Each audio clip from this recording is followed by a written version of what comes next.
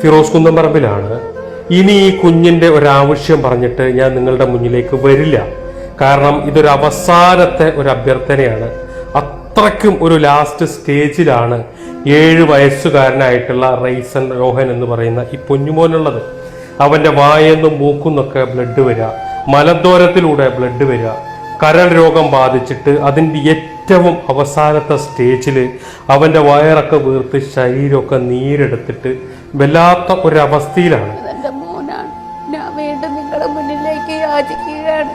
എന്റെ കുഞ്ഞിനെ രക്ഷിക്കണം. അവനിപ്പോ ഐസിയിലാണ് കിടക്കുന്നത്.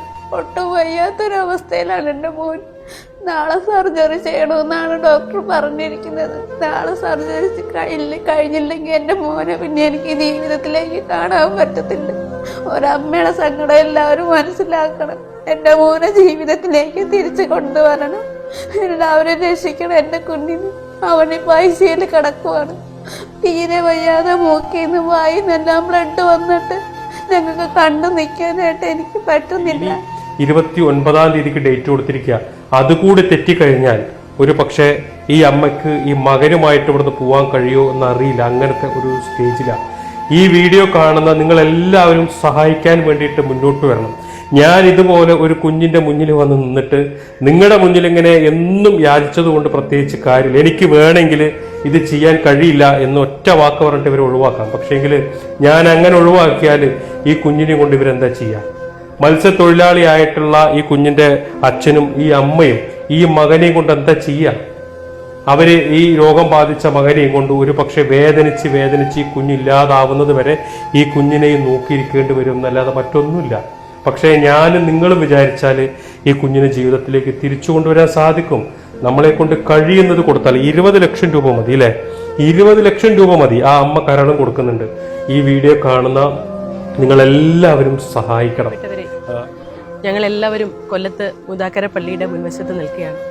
ഞങ്ങളുടെ നാട്ടിലെ റൈസൻ എന്ന് പറയുന്ന 6 വയസ്സുള്ള കുഞ്ഞ്, അവൻ കരൾ രോഗത്തിൽ അതീവ ഗുരുതരാവസ്ഥയിലാണ്. അവൻ്റെ ചികിത്സാ സഹായത്തിനായി ഇത് കാണുകയും കേൾക്കുകയും ചെയ്യുന്ന പ്രിയപ്പെട്ടവർ, മനസാക്ഷിയുള്ള മലയാളികൾ, ഒരുപാട് പേരുടെ ജീവൻ രക്ഷിച്ചിട്ടുള്ള പ്രിയപ്പെട്ടവർ, നിങ്ങളെല്ലാവരും ഒത്തുചേർന്ന് നമുക്ക് ആ കുഞ്ഞിനെ ജീവിതത്തിലേക്ക് തിരികെ കൊണ്ടുവരാം. നാട്ടുകാരുടെ സഹായമാണ് ഉള്ളത്.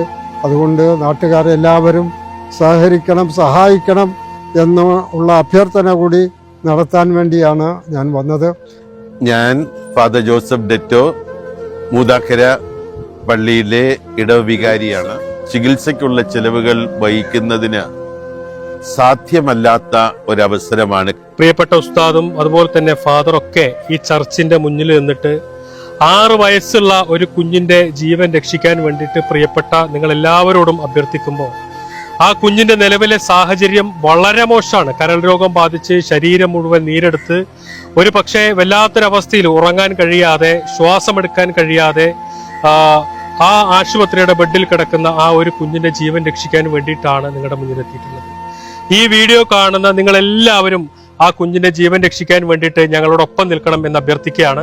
റൈസൻ യോഹ ചികിത്സാ സഹായ കമ്മിറ്റിയുടെ പേരിലുള്ള അക്കൗണ്ടും അതുപോലെ തന്നെ അവരുടെ ഫോൺ പേയും ഗൂഗിൾ പേയും പേടിഎമ്മും എല്ലാം ഇതിന്റെ കൂടെ വെക്കുന്നുണ്ട്.